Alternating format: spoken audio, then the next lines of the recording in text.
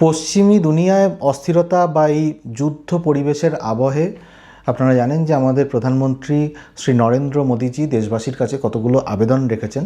যেমন 1 বছর সোনা কেনা উনি বিরত থাকতে বলেছেন, 1 বছর বিদেশে যাওয়া থেকে বিরত থাকতে বলেছেন, মানে এগুলো সবই অ্যাপিল। এবং বলেছেন যে ন্যাচারাল ফার্মিং করার জন্য কেমিক্যাল যে ফার্টিলাইজার ইউজ করা হয় সেটা যতটা কম করা যায়, কুকিং অয়েল ইউজ কম করতে বলেছেন, পেট্রোল ডিজেল কনজামশনটা যত কম করা যায় এবং তার জন্য পাবলিক ট্রান্সপোর্ট বেশি করে ইউজ করতে বলেছেন, শেয়ার্ড ভেহিকেল বেশি করে ইউজ করতে বলেছেন, ওয়ার্ক ফ্রম হোম করতে বলেছেন। তো এরকম বেশ কয়েকটা ডিরেক্টিভ বলবো না, উনি অ্যাপিল করেছেন আমাদের কাছে।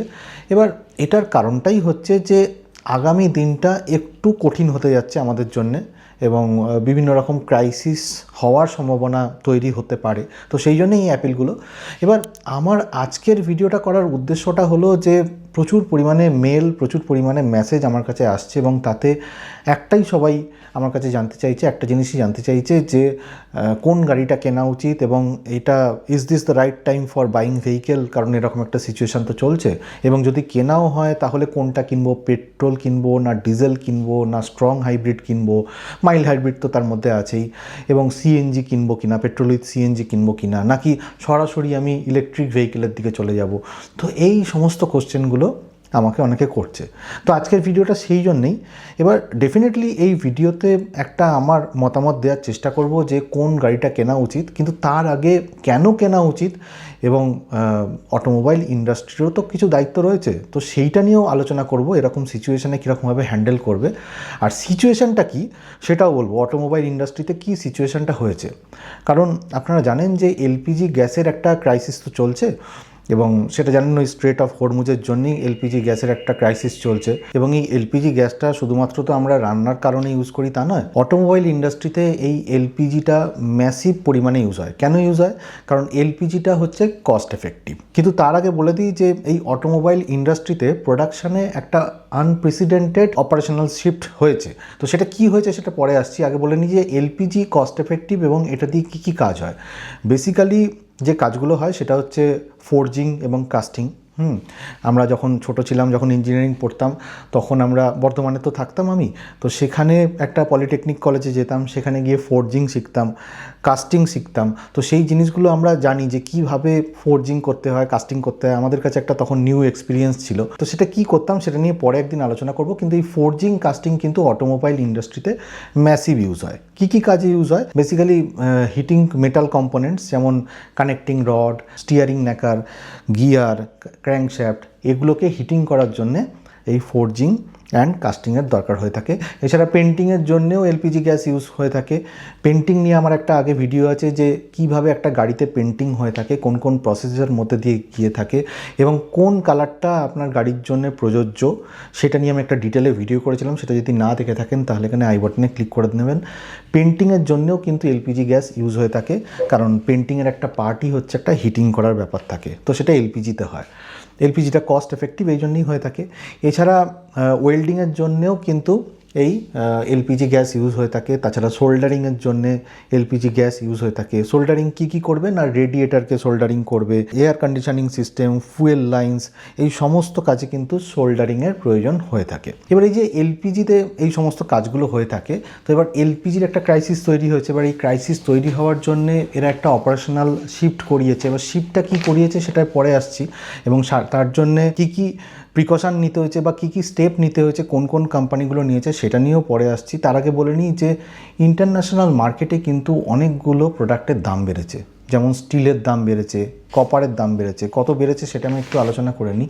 স্টিলের দাম বেড়েছে 15%-এর মতো, কপারের দাম বেড়েছে 20%-এর মতো, অ্যালুমিনিয়াম আর নোবেল মেটাল এগুলোর দাম 35 থেকে 45%-এর মতো বেড়েছে। শুধু তাই নয়, রাবারের দাম বেড়েছে, লিথিয়াম আছে, ইভি গাড়িতে যে সমস্ত ব্যাটারির ক্ষেত্রে যেগুলো ইউজ হয়ে থাকে, লিথিয়ামের দাম বেড়েছে। তো এই সমস্ত জিনিসগুলোর দাম বেড়েছে এই জিও পলিটিক্যাল টেনশনের জন্য। জিও পলিটিক্যাল যে সিচুয়েশানটা, ইনফ্যাক্ট টেনশনও নয়, এখন তো সিচুয়েশান হয়ে দাঁড়িয়েছে। তো সেই সিচুয়েশানটার জন্য কিন্তু এই জিনিসগুলোর দাম বেড়েছে। এবার তার সাথে সাথে যে জিনিসটা হয়েছে সেটা হয়েছে যে টাকার দাম পড়ে গেছে, ডলার কিংবা ইউরোর রেসপেক্টে টাকার দাম পড়ে গেছে। এবার কেন পড়েছে আমি একটু ওপর বলে দিই। সেটা হচ্ছে যে যেহেতু ইন্টারন্যাশনাল মার্কেট থেকে আমরা ক্রুড অয়েলটা কিনি ডলারে, এবার যে ব্যারেলগুলো আছে সেই ব্যারেলগুলো তো দাম বেড়ে যাচ্ছে। এবার সেই জন্য কী হচ্ছে, আমরা যখন ডলার দিয়ে কিনছি ডলারটা বেশি খরচা হয়ে যাচ্ছে, মানে ভারতবর্ষের কাছে যে ডলারটা আছে সেটা কিন্তু বেশি পরিমাণে কনজিউম হয়ে যাচ্ছে এই ব্যারেলগুলো কেনার জন্য। এবার তারপরে যেহেতু কনজিউম হয়ে যাচ্ছে তখন কি ডলার তো কিনতে হবে, তাহলে মার্কেট থেকে, ইন্টারন্যাশনাল মার্কেট থেকে তাহলে ডলার কিনতে হবে।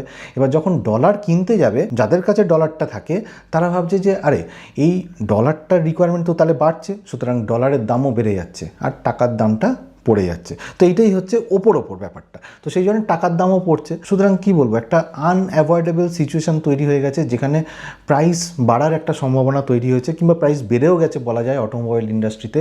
এবং সেটার এফেক্ট তো আপনারা দেখতে পাচ্ছেন। মারুতির যে প্রাইস সেটা 4%-এর মতো বেড়ে গেছে, মানে আপ টু 4%-এর মতো বেড়ে গেছে।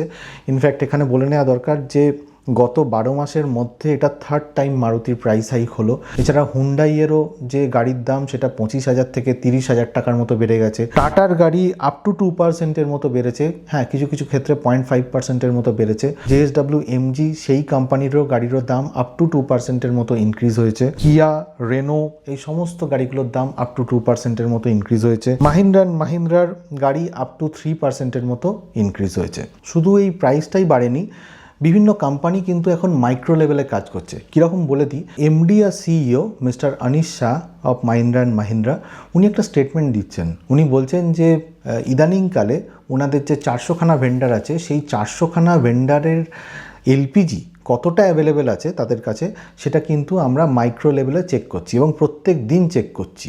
অর্থাৎ মাহিন্দ্রা 400খানা ভেন্ডারের যে এলপিজি স্টক আছে সেটা প্রত্যেক দিন ওরা চেক করছে। এটা কিন্তু আগে ওদের চেক করতে হতো না। তো সেই সিচুয়েশনটা তৈরি হয়েছে। আবার আরেকটা উদাহরণে চলে যাই, Vivek Vikram Singh MD and group CEO at Sona BLW Precision. ওরা বেসিক্যালি কোনো গাড়ি বানায় না, কিন্তু ওরা ডিজাইনিং করে থাকে এবং ম্যানুফ্যাকচারিং করে থাকে। কি ম্যানুফ্যাকচারিং করে ওরা? EV traction motors, gears, Assembly's এই সমস্ত জিনিসগুলো ওরা কিন্তু প্রোডাকশন করে থাকে। এবং শুধুমাত্র ইন্ডিয়াতে নয়, ওদের চায়না, মেক্সিকো, ইউএসএ এই সমস্ত কান্ট্রিগুলোতে ওদের অ্যাসেম্বলি প্লান্ট আছে। এলপিজির যেই ক্রাইসিসটা চলছে সেই জন্য ওরা একটা অপারেশনাল শিফট করেছে। কি অপারেশনাল শিফট? না, ওরা ইলেকট্রিক্যালি পাওয়ার দেওয়ার চেষ্টা করছে, মানে ইলেকট্রিক্যালি হিট দেওয়ার চেষ্টা করছে এই সমস্ত জিনিসগুলো বানাবার সময়। তো সেখানে একটা 20%-এর মতো গ্যাস ডিপেন্ডেন্সি কমে গেছে ওদের। আবার mister Rakesh Sharma, joint MD of Bajaj auto, উনি বলছেন কি যে যেহেতু এরকম একটা ক্রাইসিস তৈরি হয়েছে এলপিজি, সুতরাং যারা পরিযায়ী শ্রমিক আছে তাদেরও কিন্তু রান্নার অসুবিধা হচ্ছে। মানে এটাও কিন্তু আমরা ভাবতে পারি না, কিন্তু এই জিনিসটাও হচ্ছে। মানে লেবারদের ডেলি যে রান্নাবান্নার ব্যাপারগুলো, বাড়িতে তো তারা রান্নাবান্না করে, তো সেই কুকিং গ্যাসের অসুবিধা হয়ে যাচ্ছে।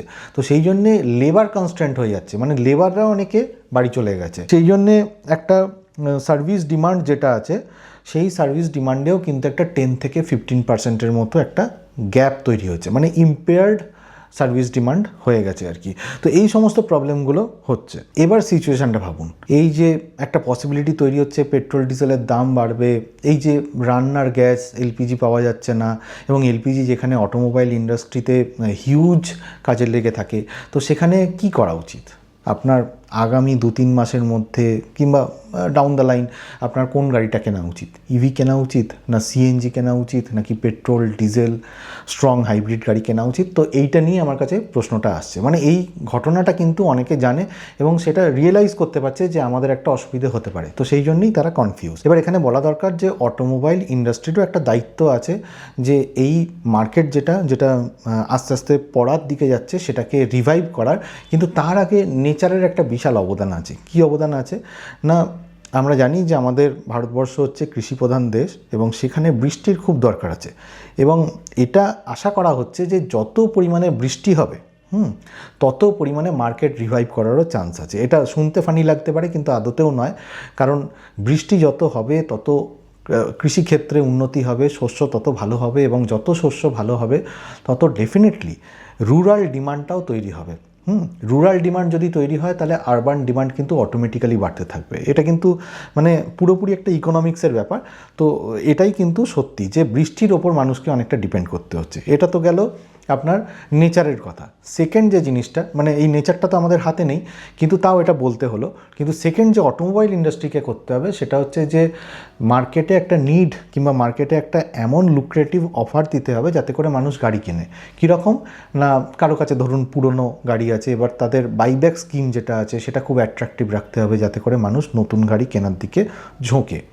এটা হচ্ছে সেকেন্ড। এবং এটা করেই কিন্তু এই যে ইকোনমিক আনসার্টেনটি আছে, মানুষ যে হোল্ড ব্যাক করে যাচ্ছে না পরে কিনবো, এই জিনিসটাকে এড়ানো যেতে পারে। এটা অটোমোবাইল ইন্ডাস্ট্রির তরফ থেকে করতে পারে। এবার বলে দিই আমাদের মতো কনজিউমারদের কী করা উচিত।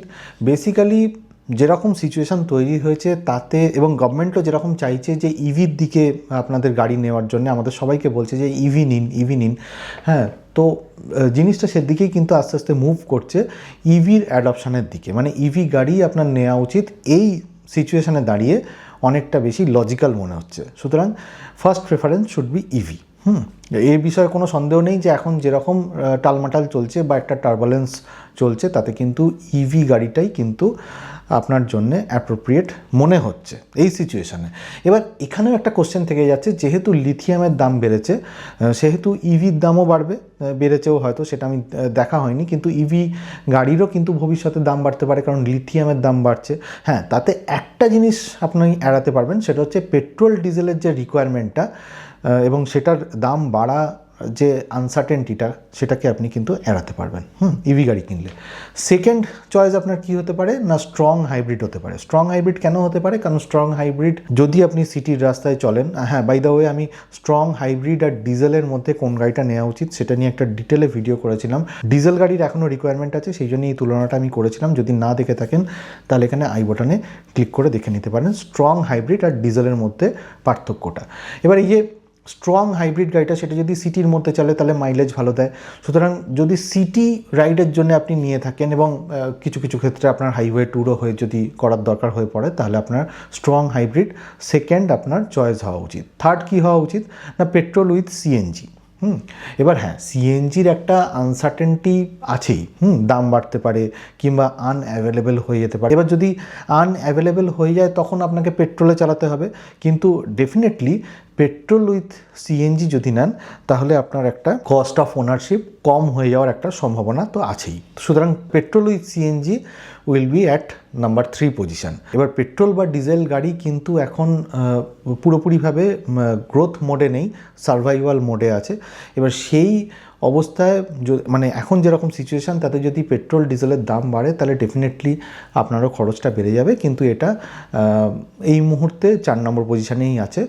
এবং আপনার যদি ফার্স্ট প্রায়োরিটি হয়, আমি আবার বলছি ইভি নেওয়াটাই কিন্তু যুক্তিযুক্ত কাজ হবে। তো যাই হোক, আজকের ভিডিওতে এটাই বলার ছিল। ভিডিওটা যদি ভালো লাগে তাহলে লাইক শেয়ার কমেন্ট করবেন, আর অবশ্যই কমেন্ট করে জানাবেন যে আপনার কি ভিউ পয়েন্ট। আর যারা 4 হুইলার চালান, আচ্ছা সাবস্ক্রাইব করতে বলতে হবে না, সাবস্ক্রাইব করে নেবেন আমার চ্যানেলটা। আর যারা 4 হুইলার চালান তারা সিট বেল্ট পরবেন, যারা 2 হুইলার চালান হেলমেট পরবেন। খুব ভালো থাকবেন।